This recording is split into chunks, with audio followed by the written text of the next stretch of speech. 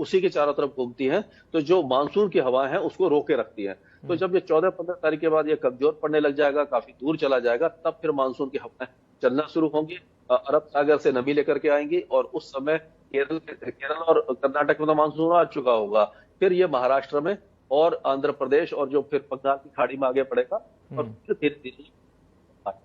ठीक है, અંબાલાલજી, એક સવાલ વારંવાર એ ચર્ચાઈ રહ્યો છે, કારણ કે ચોમાસું મોડું આગમન થઈ રહ્યું છે, હજી વિલંબ છે એમાં, તો શું ગુજરાતમાં એની શરૂઆત એટલે કે ચોમાસાની શરૂઆત નબળી થવાની છે? કારણ કે ખેડૂતો પણ ચિંતિત છે, રાહ જોઈ રહ્યા છે કે ક્યારે મેઘરાજા મહેરબાન થાય.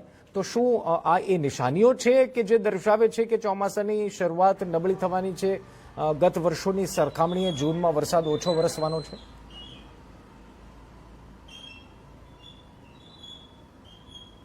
ભૂતકાળમાં જ્યારે આવી સ્થિતિ બનેલી છે, ભૂતકાળમાં 17મી જૂને પણ કેરળમાં ચોમાસું આવેલું છે. જ્યારે આવી સ્થિતિ થતી હોય છે ત્યારે એ વર્ષ ભૂતકાળનો આપણે દાખલો લઈએ તો એ નબળા આવેલા છે. એટલે ચોમાસું મોડું જે બેસે અથવા તો ઘણું વહેલું ચોમાસું આવી જાય તો આવા વખતે ચોમાસા નબળા આવેલા છે. એટલે ચોમાસું હજુ કંઈક 5, 6 કે 7 તારીખમાં જો વંશેટ થાય તો નબળું ન કહી શકાય. પણ ચોમાસાની ગતિવિધિ તો જે અરબ સાગરમાં જે સક્રિયતા છે અને સર્ક્યુલેશન થતા હોય છે એ તો બાબત બરાબર છે, પણ જે વિષુવવૃત્તના ભાગમાં તેની હલચલ જે થવી જોઈએ એ ક્વચિત વાવાઝોડું ગયા પછી થાય, અને આ વાવાઝોડું 12-13 તારીખ પછી એનું જે ગતિવિધિ નબળી પડે અને ત્યાર પછી 14-15 તારીખે જો ચોમાસું કેરળ કાંઠે બેસે તો એ ચોમાસું નબળું રહી શકે ભૂતકાળના વર્ષના દાખલા લઈએ તો. પણ એવી ગતિવિધિ લગભગ થવી તો અશક્ય બને છે. મારી ગણતરીએ તો 7મી જૂને વાવાઝોડું સક્રિય થવા છતાં મહાકાય વાવાઝોડું આવશે. ડીપ ડિપ્રેશન પછી એના જે ક્રાઇટેરિયા છે એ વખતે પવન ફૂંકાશે, અને 7 થી 9 તારીખમાં સમુદ્રમાં હવામાનમાં જે બદલાવ થશે પવનોનો ત્યારે ભારે પવન ફૂંકાશે. એટલે મારી ગણતરીએ તો જે 7 થી 9 તારીખમાં સમુદ્રમાં જબરદસ્ત હલચલ મચવાની શક્યતા રહે છે. માછીમારો આ વખતે સમુદ્રમાં દરિયો ખેડવા ન જાય એ સલાહભર્યું ગણાશે. પરંતુ આના કારણે મુંબઈ અને મહારાષ્ટ્રમાં ભારેથી અતિ ભારે વરસાદ થવાની શક્યતા મારી નજરે જણાઈ રહી છે. અને દક્ષિણના જે કોસ્ટ વિસ્તાર છે ગુજરાતના, જે ભાવનગર છે, અમરેલી છે, તેમજ ગીર છે, પોરબંદર છે, આ રીતે સૌરાષ્ટ્રના દક્ષિણ દરિયા કિનારે તો ભારે વરસાદ આવશે. ક્યારેક અતિ ભારે પણ વરસાદ આવી શકે. દક્ષિણ ગુજરાતમાં પણ અતિ ભારે વરસાદ આવવાની શક્યતા રહે છે. વાવાઝોડું ભલે ઓમાન તરફ ફંટાઈ જાય તો પશ્ચિમ સૌરાષ્ટ્રમાં પણ વધારે ભારે વરસાદ આવવાની શક્યતા રહે છે. એટલે આવી સ્થિતિ લગભગ 15 થી 16 જૂન સુધી રહેવાની શક્યતા રહે છે. પરંતુ જે કેરળમાં ચોમાસું જે મોડું બેસવાનું છે એ હવામાનવિદોને આ બાબતમાં જ્યારે જે કહે સાચું, અને વાવાઝોડાની ગતિવિધિ હવામાન ખાતાની નોંધ પ્રમાણે એમની સૂચના પ્રમાણે ચાલવું સારું રહે. પણ મારી ગણતરીએ તો ચોમાસું જો મોડું બેસે તો એની ગંભીર અસર ભારતીય મોસમ ઉપર પડી શકે.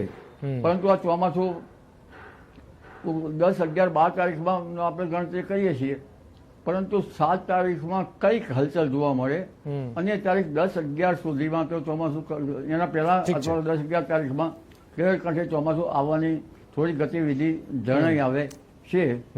महेश जी, एक सवाल ये होता है कि ये जो सिस्टम एक्टिव होती है, क्या उसकी वजह से मॉनसून का जो पूरा साइकिल रहता है वो डिस्टर्ब होता है? क्योंकि हमेशा जब जब ऐसी सिचुएशन आती है, एक डिस्कशन ये होता है कि लेट मॉनसून की वजह से इस साल की जो बारिश है वो भी डिस्टर्ब होगी. क्या ये बात सही है क्या? क्योंकि लोग ऐसी बात कर रहे हैं, आप क्या बताना चाहेंगे इस पे? देखिए, ये जब भी अरब सागर या बंगाल की खाड़ी में कोई भी बड़ा वेदर सिस्टम आता है तो हवाएं जो हैं वो घड़ी की उल्टी दिशा में उत्तरी गोलार्ध में घूमती हैं, और ये उसी वेदर सिस्टम के आसपास घूमती हैं. तो जो नॉर्मल फ्लो होता है हवाओं का वो डिस्टर्ब हो जाता है. तो ये जो वेदर सिस्टम बन रहा है, यानी कि डिप्रेशन बनेगा, साइक्लोन बनेगा, या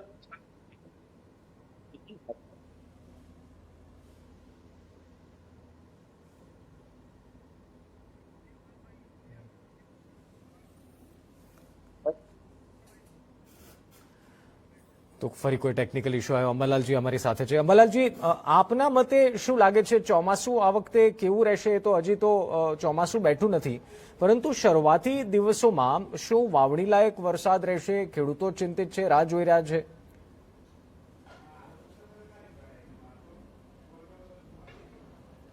આજે આ વાવાઝોડું જે આવી રહ્યું છે, જે મહા વાવાઝોડું, તેના કારણે વાવેતર તો જરા વહેલા કરાવી શકે એવું મારું માનવું છે. દક્ષિણ સૌરાષ્ટ્રના ભાગો અને દક્ષિણ ગુજરાતના ભાગો ઉપરાંત ગુજરાતના ઘણા ભાગોમાં પણ વાવેતર કરાવશે. ઉપરાંત હાલમાં જે સિસ્ટમ બની છે રોહિણી નક્ષત્રમાં 1 થી 7 તારીખમાં, એમાં પણ ગાજવીજ સાથે કોઈ ભાગો 1 ઇંચ 2 ઇંચ 3 ઇંચ વરસાદ થવાની શક્યતા હજુ પણ રહે છે.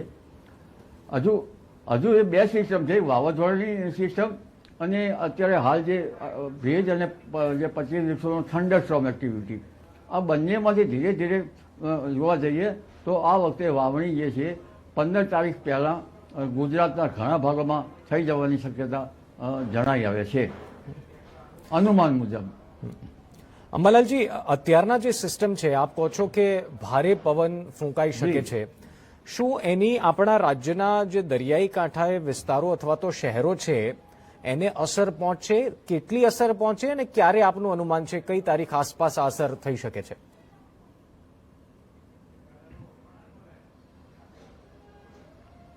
આવી સિસ્ટમ લગભગ પવન ફૂંકાવાની, આંચકાનો પવન જાણે કહેવામાં આવે છે, એ 7-8 જૂને થતી જ હોય છે અને 7 થી 9 જૂનમાં એ આ જે ગતિવિધિ બનતી હોય છે.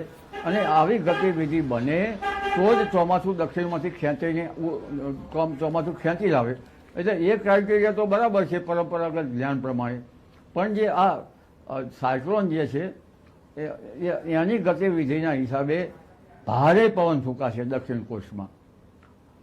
જે સમુદ્રમાં તો ભારે ફૂંકાશે, કારણ કે એનો જે ટ્રેક બને છે અને એનું હવાનું દબાણ મિલીબારમાં મપાય છે.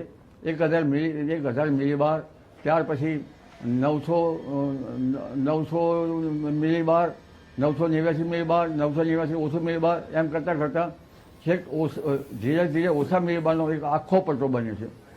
અને ભલે આ કોઈ ઓમાન તરફ જવાનું વાવાઝોડું કરતા કોઈ બીજું, પણ આ અંગે તો બધી અસંમત છે. પરંતુ આ જે બનશે આ હવાનું હળવો દબાણનો પટ્ટો, અને એ પટ્ટો દક્ષિણ સૌરાષ્ટ્રના ભાગો અને દક્ષિણ ગુજરાતના ભાગો અને ગુજરાતના અન્ય ભાગોમાં કેટલાક ભાગમાં તો વાવણી લાયક વરસાદ, અલબત્ત ભારે વરસાદ પણ કરી શકે તેવું મારું અનુમાન છે. અંબાલાલજી, ચોમાસાની વાત કરીએ. ચોમાસું મોડું બેસવાનું છે. અત્યારે હજુ કેરળમાં પણ વિધિવત રીતે મોડું નથી થયું, એની ઉપર આવીશું. મહેશજી અમારી સાથે જોડાયેલા છે. महेश जी आप मैंने आप कोई टेक्निकल इशू आया था, आप प्लीज जवाब कंप्लीट कीजिए प्लीज. जैसे मैंने बताया था कि जब भी कोई वेदर सिस्टम बनता है तो उसी के आसपास हवाएं घूमती है, जो नॉर्मल पैटर्न होता है हवा का वो डिस्टर्ब हो जाता है. इसीलिए ये जो साइक्लोन बनेगा, वेपर जो है, जो अरब सागर वगैरह बनेगा, तो जो मानसून की हवाएं हैं, दक्षिण पश्चिमी हवाएं आती हैं, जिससे कि ये बारिश होती है, खास करके महाराष्ट्र.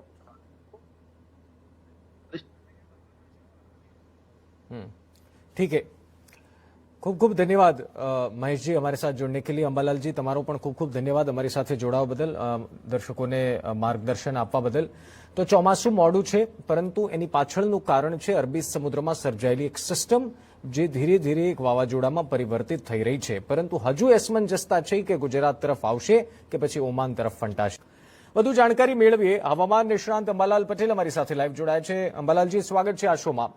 અંબાલાલજી, આ જે અત્યારના સિસ્ટમ છે, સૌથી પહેલા તો એ જણાવો કે ગુજરાતમાં ચોમાસું શા માટે મોડું છે અને હજુ કેટલા દિવસ લાગી શકે વિધિવત એન્ટ્રી થતા?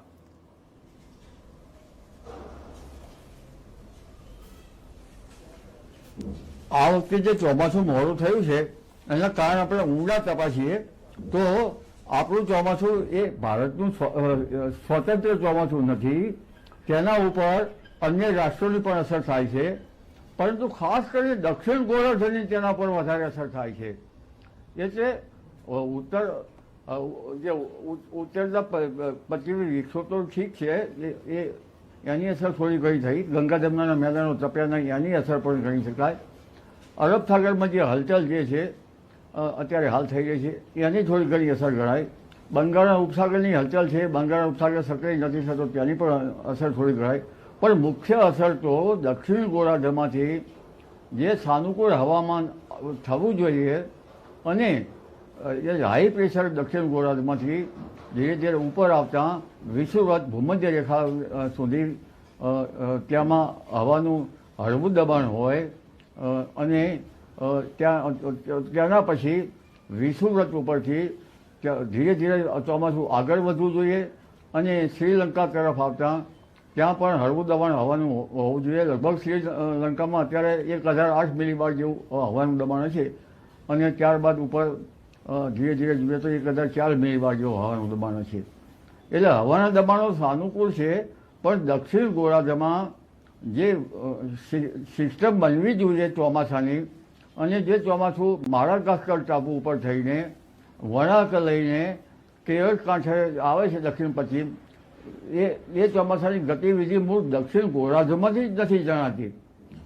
એટલે વિષુવવૃત્ત ઉપર જ્યારે સ્થિતિ સામાન્ય થઈ શકે અને ત્યારે જે વિષુવવૃત્ત ઉપરથી મોસમનું વહન ઉઠી શકે અને આ મોસમનું વહન ઉઠ્યા પછી માડાગાસ્કર ટાપુ ઉપર થઈને વળાંક લઈને જ્યારે કેરળના કાંઠે આવે એ વખતે ઉત્તર હિન્દ મહાસાગર છે એ સાનુકૂળ હોવો જોઈએ. એટલે ઉત્તર